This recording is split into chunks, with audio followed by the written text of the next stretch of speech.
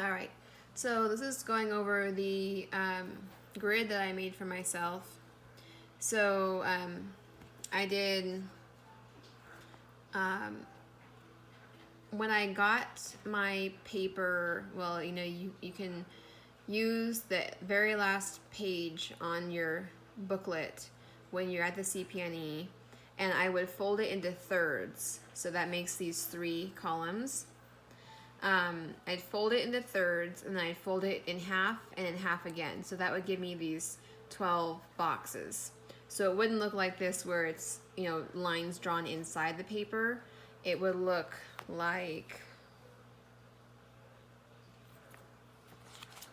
well, here. Oh no, let's not do it with that.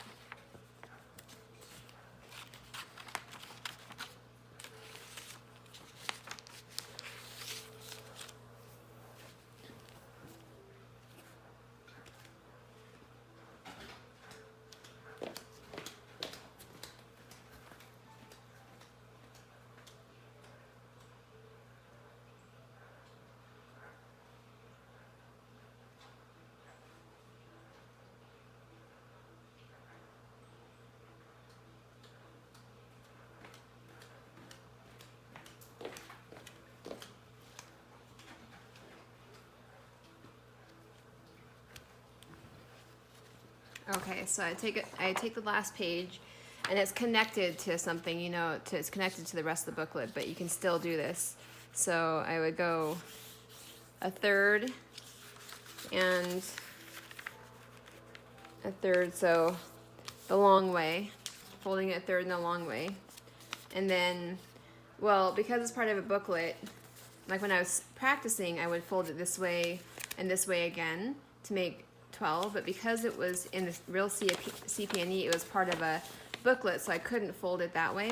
So then I just guessed where the halfway mark was, and then I divided that in half. And then I drew in this line and this line, so that I ended up with 12 boxes just like this. And then I just memorized, this is my template, but I memorized how to do this, and so I can write this all down by memory here. I just printed this out this way so I could edit it as I went and kind of refine it. So I have name, date of birth. Honestly, when I was in CPNE, I didn't bother with the date of birth because I was always checking the actual PCS assignment form when I was verifying ID. So I just ended up putting their name just so that I could refer to them by name and not forget their name if I was looking at the grid. So I didn't do the date of birth. So I write their name, let's just say Susie, because that was my dummy patient. And then what I would do is when I asked, what would you like me to call you? I put that in quotation marks. So let's say Susie likes to be called Sue. So I would write down Sue there. Is there any outdoor for me? Huh? Oh, can you turn it off? Yeah. Thanks.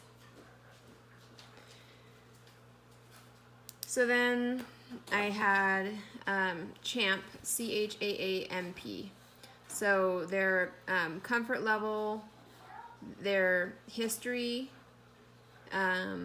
so what things in their history that were important, allergies, if they had alarms, if they use mobility devices, and then what their pain level is. And to be honest, I really didn't use that when I was in the CPNE. I didn't do any of the CHAMP because I was so nervous or whatever, but those are still good things to know, especially if you have comfort management and you want to know the comfort. And then what I would put on here is if you have abdominal assessment, you want to ask what their bowel tones were, which the CPNEs told me that kind of stuff in report. If you have musculoskeletal, you definitely want to put what devices they're using.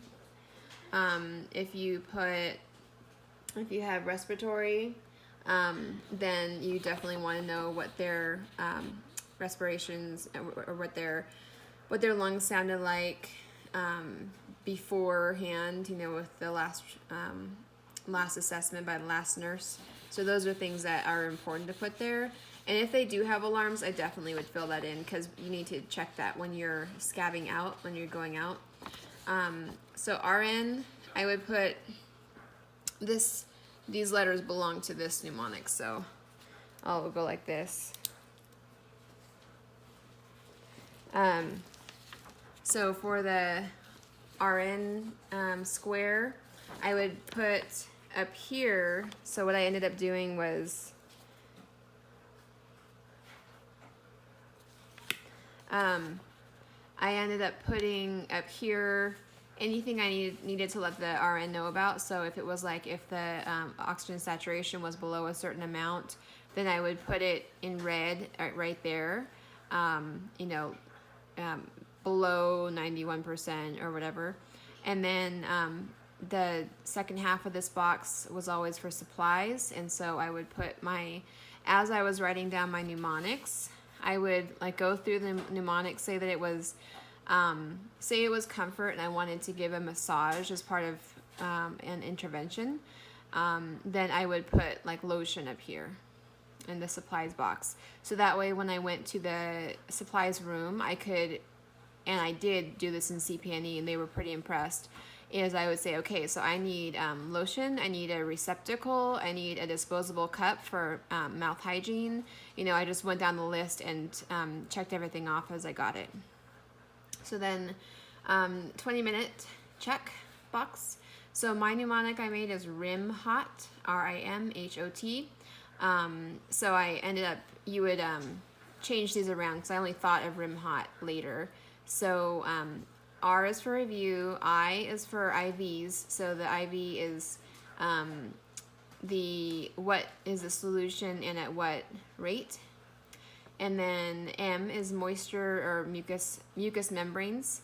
And then H is hydration, so that is my cue to talk to them about everything, all eyes and nose, so everything that goes in and out, and emptying their water and getting them new water, and talking about the urinal or the nun's hat. So that's hydration, my cue.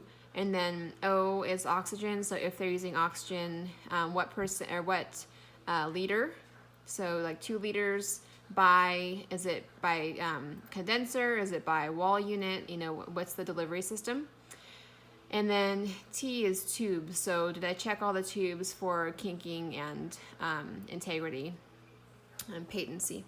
So that's there. And then what I also did was, while I was in the mode of the 20-minute check, I also did this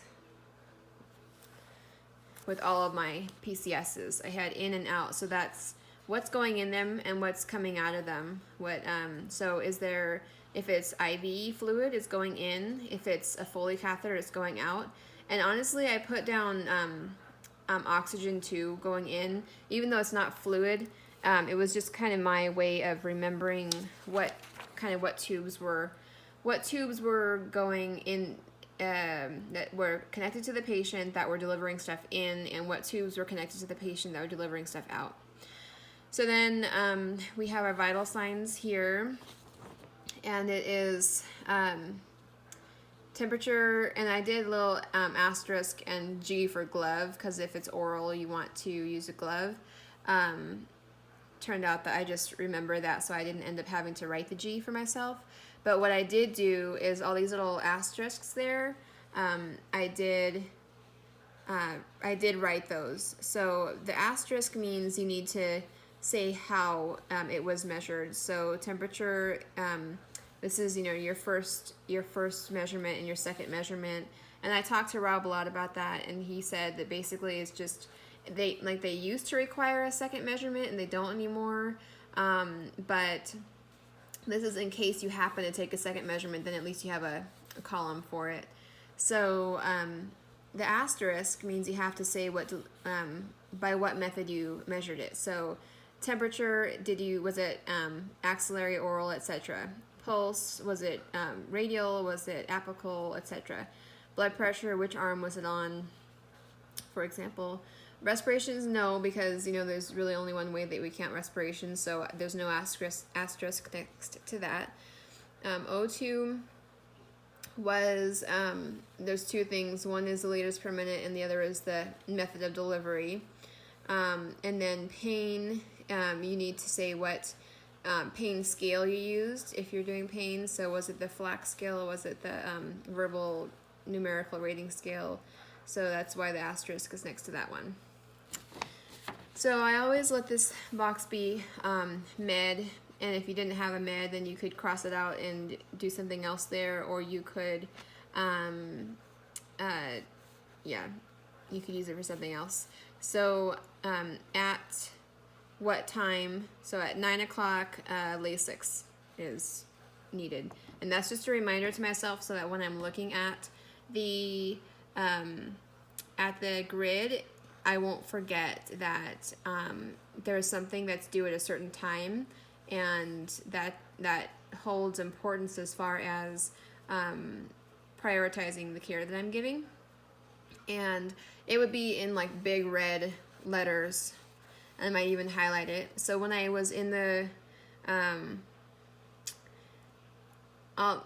later I'll talk about what I used for what I had in my pocket for the CPNE. So in every single box almost, there's these, so this comfort and PNV and muscle, those are just examples for myself of what, where I would write the headings.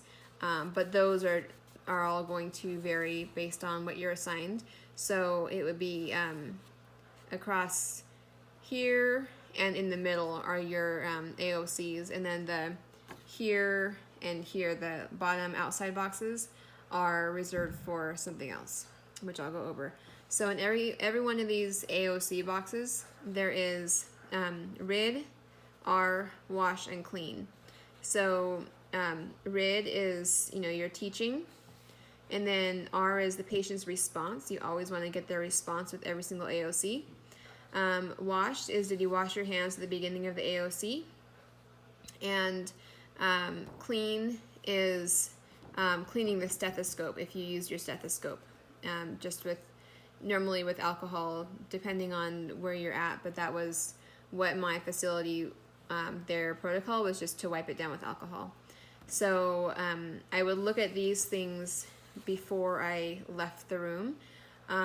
So for example, if it was abdominal neuro, I would cross out RID because you don't need to teach, but the other things still apply.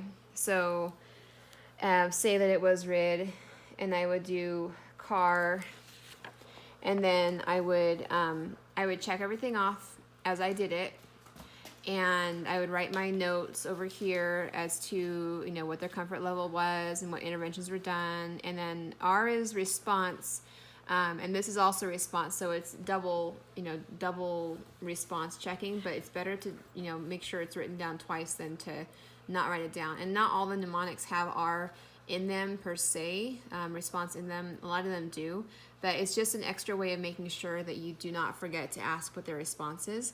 So I would do my intervention, and then I would say, did I teach? And I'd, I forgot to teach, and then I would teach, and then I would check that off, and I would say, oh yeah, I did wash my hands when I came in the room, and then oh, I forgot to ask, what is your response? So when I did that massage, how did that make you feel? And it made you feel okay. So then I'd always write down in quotation marks their words.